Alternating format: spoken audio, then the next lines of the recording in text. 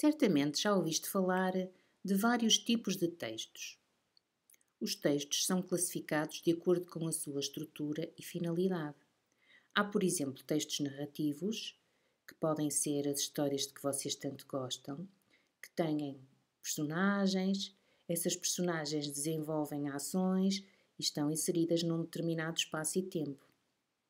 Há textos dramáticos, que são escritos com o grande propósito de poderem ser representados ou dramatizados. Há textos poéticos. Mas o que hoje vamos aqui analisar são os textos descritivos.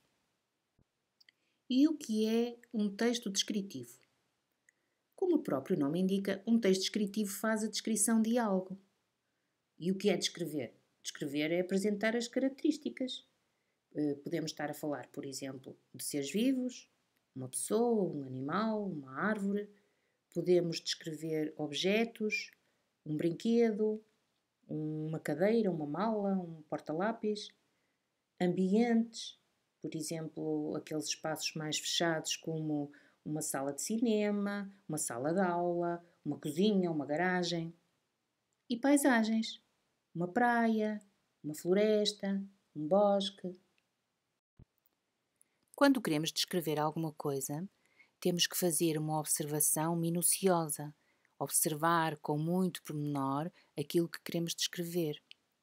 Se por acaso aquilo que vamos descrever não estiver à frente dos nossos olhos, temos que fazer um exercício de memória, temos que recordar esses pormenores para depois os podermos descrever.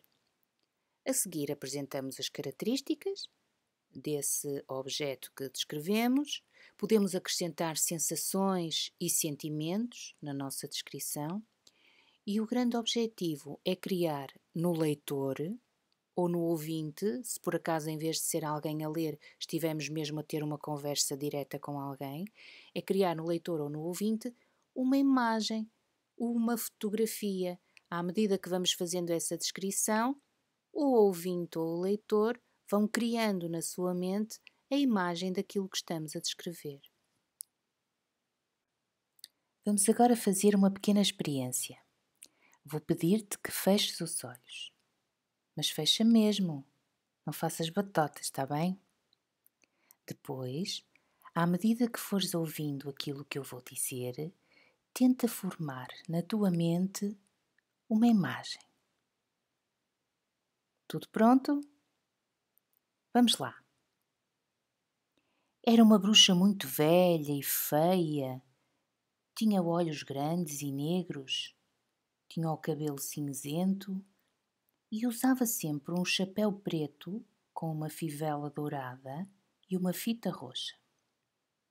Tinha um nariz enorme, cheio de verrugas e uma boca grande com 2 dentes de fora.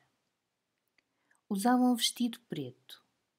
O vestido tinha um remendinho ao fundo, roxo, e pendurado no remendo estava uma aranha. Era uma bruxa assustadora. Neste momento, ela tem à sua frente um enorme caldeirão.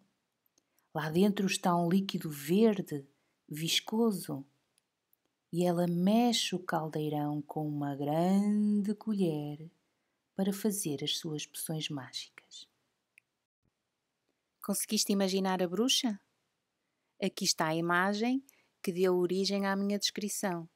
Provavelmente não imaginaste a bruxa assim, porque cada pessoa, quando pensa e forma imagens acerca de descrições, elas nunca são coincidentes com a verdadeira realidade, mas de certeza que se aproximaram bastante.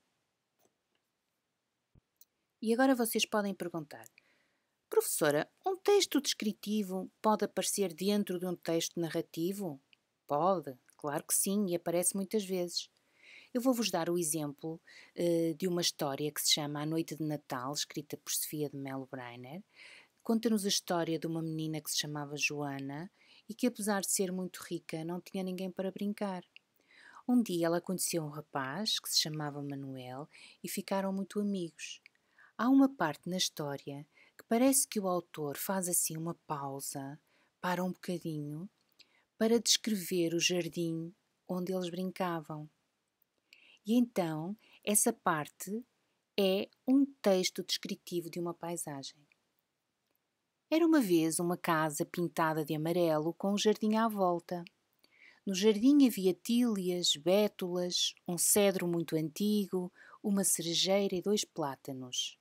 Era debaixo do cedro que Joana brincava. Com musgo e ervas e paus, fazia muitas casas pequenas encostadas ao grande tronco escuro. Quando estamos a ouvir a história e lemos este pequeno excerto, começamos a imaginar exatamente como era o cenário da história, como era o jardim onde eles brincavam.